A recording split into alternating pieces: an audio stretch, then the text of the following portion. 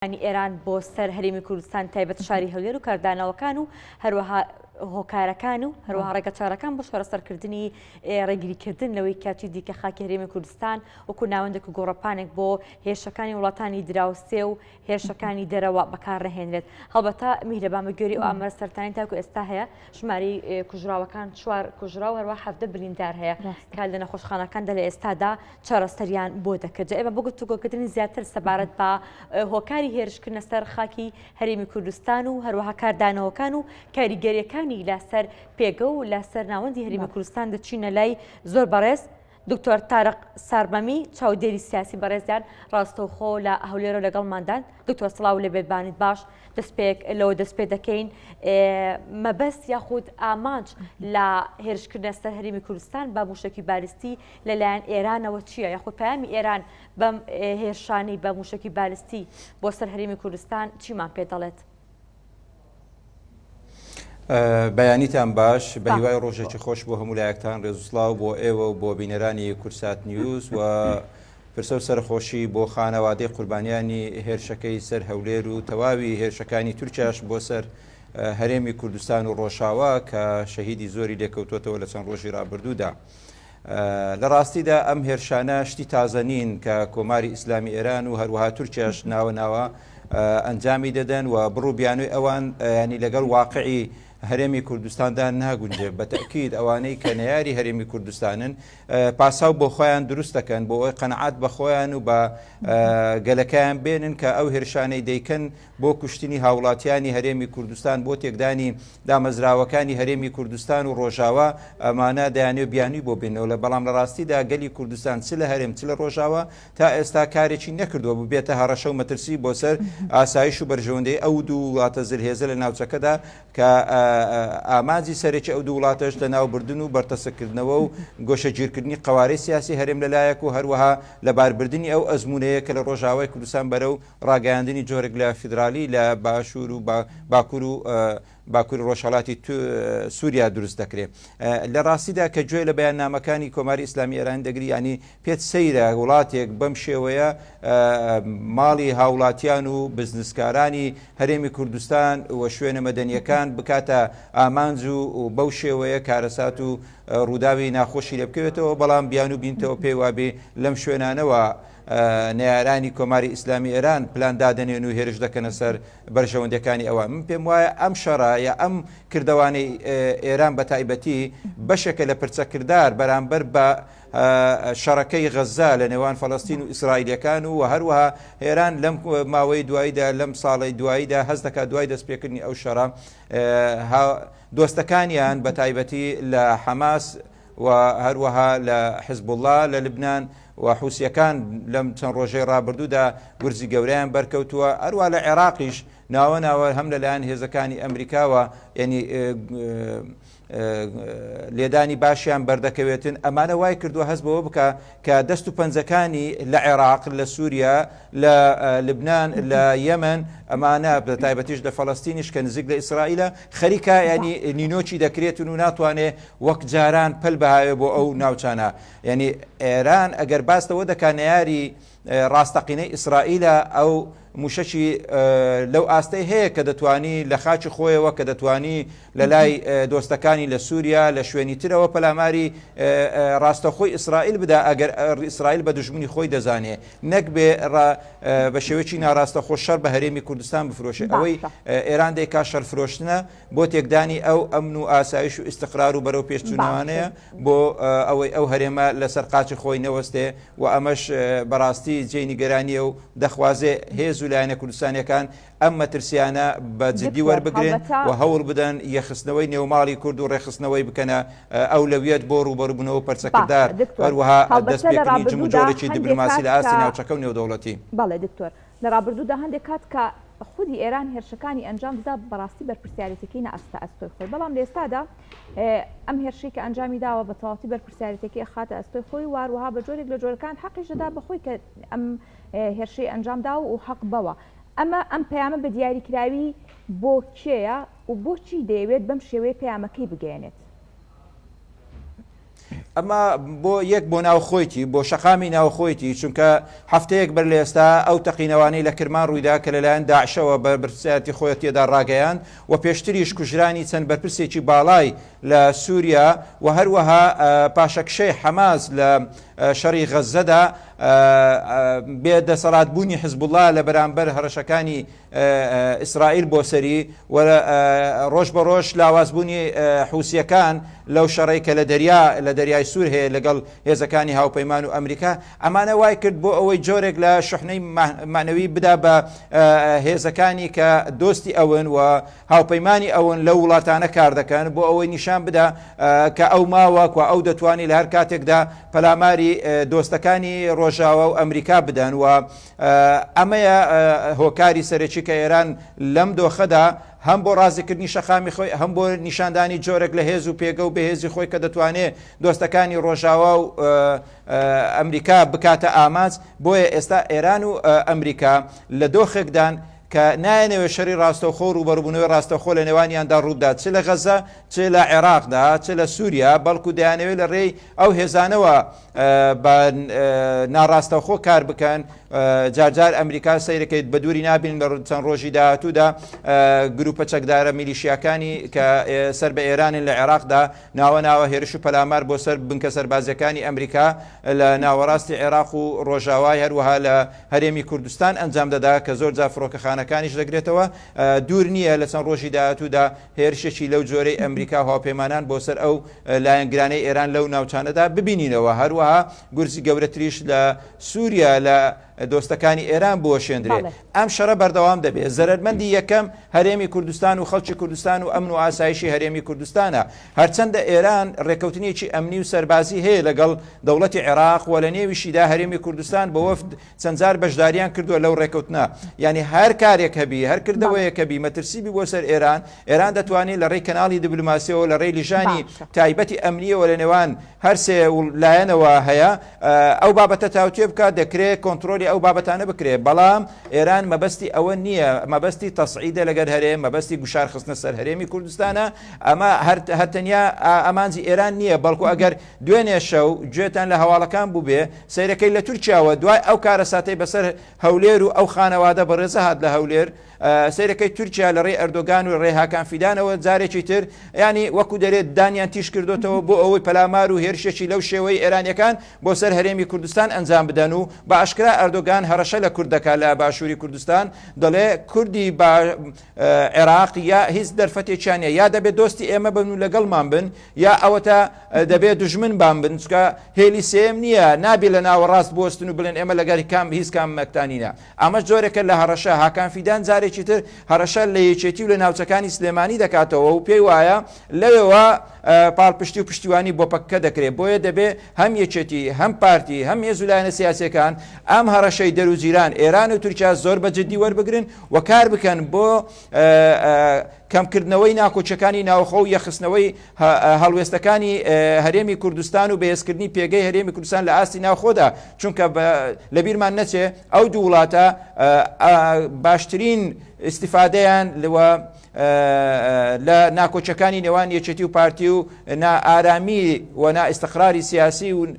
لە هەرێمی کوردستان وەرگرتە کە بۆتە هۆی لاوازبوونی پێگەی هەرێمی کوردستان لە بەغدا لە ئاستی تورکیا لە ئاستی ئێران بۆیە تا ئەو دۆخەی هەرێمی کوردستان چارەسەر نەکرێ تا ئازایانە و بوێرانە لەگەڵ یەکتری دانەنیشن هێزولایەنە کوردستانیەکان لەسەر پلان و استراتیژێکی ڕوبەڕووبوونەوەی هەڕەشەکان و خاوکردنەوەی گرژەکان لەگەڵ دەر و دراوسێ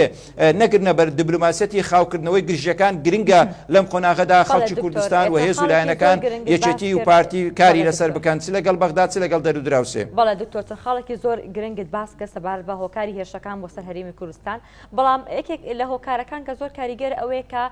ئێران ڕاستەخۆ هێرشی بۆ سەر هیچ بریکێکی ئەمریکا نەکردەوەی کە کراوەتە ئاماج بە گوێرەی لە کۆڵینە سەرەتایەکان کە لەلایەن حکوومەتی عێراقی و هەرێمی کوردستانی شەوان جامدوان دەرکەوتووە کە ئەو ماڵی کە موشکەکانی تێدا کەوتۆتە خوارێخە موشکەکانی تێدا ئاراستە کراون نکێکی سەربازی ئەمریکانی یاخو دەستگایەکی هەواڵگری مۆساد نییە وەکو خۆیان دەڵێن پێشتر کە لە ئێراندا داعش هێرشی کرد لەسەر چەند شارێک بە هەمان شێواز ماڵەکە ماڵێکی داعشیش نییە کەواتە بۆچی لە ئێران ماڵێکی مەدەنی لە هەولێردا دەکاتە ئامانج لە کاتێکدا کە ئەو هۆکارانێک ئەو هێرشی بۆ دەکات هیچێک شوێن و پێگەی ئەم ناوەند و ئەم کەسایەتیانە نییە کە ئێران لە ئێستادا هەوڵی تۆڵەکردنەوەیان لێ ئەدات. لە ڕاستیدا من دەتوانم ئاماژە بە دوو خاڵ بکەم. خاڵی یەکەم هەرێمی کوردستان وەکو هەرێمێکی فیدرالی لە عێراقدا هەروەها دەوڵەتی عێراقیش دەوڵەتێکە لە ڕووی دیبلۆماسیەت و عیلاقات و پەیوەندیەکانی تا ئێستا لە ئاستی هاوچەشەکانی ناوچەکە دەوڵەتێکی لاوازە عێراق لە نێویشیدا هەرێمی کوردستان. بۆیە لاواسترین ئەڵقە لە بازنەی هاوپەیمانی نێودەوڵەتی کە ڕوبەڕووی ئێران دەبێتەوە بە خوێندنەوەی ئێران بۆ ڕووداوەکان هەرێمی کوردستانە. هەروەها لە بیریشمان نەچێت پەرچەکردداری عێراق چ بەرامبەر هێرش و پەلامارەکانی تورکیا لە ڕابردوو ئێستا چ بەرامبەر هێرش و پەلامارەکانی ئێران لە ڕابردوو ئێستا وەک پێویست نەبووە تەنیا بریتی بووە لە دەرکردنی بەیاننامە و هەرەشەکردن لە تۆمارکردنی سکاڵا لە ئەنجومەنی ئاسایشی نێودەوڵەتی و نەتەوەیەگرتوەکان کە ئەم جاریان ڕەنگە ئەگەر سیر بکەیت تەنیا ڕێز سەرۆکوەزیرانی عێراق سوودانی لە دافۆسەوە هەرەشەی کردو و ئەم هێرشەی ئێرانی بە دژمنکارانە وەسف کرد کە ئەمە یەکەم جارێ لە دوای 2023 سەرۆکوەزیرانێکی عێراق بەم شێوە کردەوەکانی ئێران لە عێراق بە دژمنکارانە وەسفکا و بە پاشەکشە لە پەیوەندیەکانی باشی نێوان ئێران و عێراق لێک بداتەوە. هەروەها ئەگەسەی دەکەی پەرچەکردارەکانی هێز و لایەنە سیاسیەکانی عێراق لە ئاستی ئەو لایەنانەی دەوڵەت و حکوومەتیان پێکەناو لە عێراق هاوپەیمانی ئیدارەی دەوڵەت سەی دەکەی پەرچەکرداریان نەبووە ئیدانەی ئەو ڕووداوایان نەکردووە وەکو ئەوەی خۆیان نەگوێیان لێبی و نەبیستیتیان و نەبینیتیان ئەم ڕووداوە ئەو کارەساتانەی کە بەسەر خەڵکی کوردستان و هەرێمی کوردستان داندێ ئەوان ئامادەن تەنیا بۆ برسیکردنی خەڵکی کوردستان دەست بە هەموو بابەتێک بگرن برێن ئەمە سەروەری عێراقە و سەروەری دەوڵەتی عێراقە و هەرێم پێشێری کردووە و نایەتە پێش بۆ دانوستان معاشەکەی ببڕن و موچەکەی ببڕن و بودجەکەی ببڕن بەڵام ئامادەنین بۆ پاراستنی سەروەری و سیادەی خاچی عێراق و هەرێمی کوردستان و هاوڵاتیانی هەرێمی کوردستان کە هاوڵاتیانی عێراقن بێنە دەنگ و بە شێوەیەکی پراکتیکی و بە شێوەیەکی پراگماتیکی مامەڵە لەگەڵ ئەو مەترسیانە بکەن کە ئێران و تورکیا لەسەر خەڵکی کوردستان و بۆ لەناوبردنی ئەو گەلە ئەنجامی دەدەن. بۆیە ئەمانە هانی ئێرانی داوە کە ئێران بەو شێوەیە کار بکە. خاڵی دووەمیان ئێران ناوێت ڕاستەوخۆ باسمان کرد ڕوبەڕووی ئەمریکا بێتەوە چونکە دەزانی ڕاستەوخۆ لە قۆناغەدا لە زیانی ئەو دەوێ هەروەها ئیستیغلالی ئەوەش دەکا کە ئەویش تێگەیشتووە لەو پەیامەی ئەمریکەکان کە ئەمریکاش ناوێت لەم قۆناغەدا کە تا شەڕی غەزە بەردەوامە ڕوبەڕووبوونەوەی ئێران لەگەڵ ئەمریکا ڕووبدا لەسەر گۆڕەپانی عێراقیان لە ناوچەکانی تردا بەڵکو بە شێوەی ناڕاستەوخۆ بۆیە هەوڵ دەدا هەرێمی کوردستان خاڵێکی تر کە ئیزافە بکەم ئێران هەروەها تورکیا وەک چۆن دوێنێ ئەردۆگان ئاماژەی پێکرد گوشار دەکەن ئێرانیش گوشار دەکات بۆ ئەوەی ئیرادەی سیاسی هەرێمی کوردستان بە تایبەتی یەکێتی و پارتی والێ بکەن کە بە هەموو شتێک ڕازی بن. بۆیە ئێستا هەرێمی کوردستان لە بەردەم دوڕیانێکدایە یا ئەوەتە دەبێت خۆی یەکلایی کاتەوە بە هەموو شتێکی ئەو دوو وڵاتە ڕازی دەبێ لە دەستێوەردان لە فەرزکردن و هەژمونی خۆیان بەسەر گەلی کوردستان یاخود دەبێ بەرەیەکی تر هەڵبژێری کە بەرەی هاوپەیمانانە ڕاستە ئەو دوو وڵاتە لەگەڵ ئێمە دەمێنێنەوە مێژویان لەگەڵ ئێمە هەیە بە چاک و خراپیانەوە هەرچەندە لە قۆناغی جیاجە یارمەتیان داوین و پەناهەندەکانیان وەرگرتوین بەڵام لە زۆر قۆناغی مێژوویشدا لە ناویان بردوین بۆیە ئەگەر دەرفەتیان بۆ بڕەخسێ بە دووری نازانین جارێکی تر هەردوو وڵات ڕێککەون تەنانەت هەندێک لایەنی عێراقی بەغداشی لەگەڵدا بێ بۆ ئەوەی ئەم قەوارەی کە لە هەرێم هەیە قوارەیەکی دەستوریە لەباری بن و نەیهێرن بۆ ئەوەی هیچ دەنگێکی ئازادی هیچ ئومێدێک و ڕۆشناییەک بۆ ئەزمونێکی تری لەو شێوەی هەرێمی کوردستان و ڕۆژاوا نە لە تورکیا نە لە ڕۆژهەڵات سەر هەڵ نەداتەوە. باشە دکتۆر باست لە کاردانە و پەرچەکردارەکان کرد کە بە جۆرێک لە جۆرەکان لە هەم لەسەر ئاستی ناوخۆ هەم عێراق و وڵاتانی دراوسێش پەرچەکردارێکی بەهێز و توندێب. ئایا ئەمە پەیوەندی بە پێگەی عێراق و هەرێمی کوردستانەوە هەیە یاخود بە جۆرێک لە جۆرەکان و کاری دیکەی لە پشتەکە ناتوانن پەرچەکردارەکانیان بە شێوەیەکی جدی بێت و دیارە ئەم هێرشانی ئێرانیش لە کاتێکدا کە عێراق و ئێران هاوپەیمانێتیەکیان هەیە کە بە جۆرێک لە جۆرەکان ستورەکانیان پارێزراو بکەن و ئەو نێرانەی کە ئێران دەیەوێت لە هەرێمی کوردستان جێگی نەبێتەوە جارێکی دیکە لە عێراقیش جێگی نەبێتەوە نەبێتە هەڕەشە بەڵام سەرباری ئەم هاوپەیمانێتیە کە خاک هەرێمی کوردستان بەزێنراوە خاک عێراق بەزێنراوە و کاردانەوەکانیش لە ئاستی پێویستدانە بۆ لە ئاستی پێویستدانە لەبەرەوەی کاردانەوەکانی عێراق تا ئێستا خاوەنی سەروەری و سیادەی نیە توانای ئەوەی نییە ڕوبەڕووی ئەو هەڕەشانی ئێران و تورکیا بێتەوە بۆیە تا ئێستاش لە واقعدا عێراق پێویستی بە بوونی هێزەکانی هاوپەیمانان هەیە. یەکێک لەو گشارانەی کە لەسەر حکوومەتی سوودانی و لایەنە عێراقیەکان و بە تایبەتیش لایەنی کورد چونکە ئێران داواکاری ئەوەیە کار بکرێت لە ڕێی لایەنگر و هاوپەیمانەکانی لە بەغدا لە حکومڕانی کە کار بکرێت بۆ ئەوەی هێزەکانی هاوپەیمانان و ئەمریکا لە عێراق بچنە دەرەوە بۆ ئەوەی گۆڕەپانی عێراقی ینی کراوە بێ لە بەردەمیدا وەکو حوشەیەکی جارجار باز دەکەن حوشەی پشتەوەی ئێران نەخێر بە نسبەت عێراقەوە عێراق حوشەی پێشەوەی ئێرانە بۆ ڕوبڕووبوونەوە لەگەر ڕۆژاوا و ئەمریکا بۆیە هەوڵ دەدا ئەو گۆڕەپانە بۆ خۆی پاوان بکە لە تاکە شوێن کە تا ئێستاکە ڕەنگە قورس بێ بۆ ئێران ناتوانێت هەژمونی خۆی بەسەریدا فەرزکە هەرێمی کوردستانە.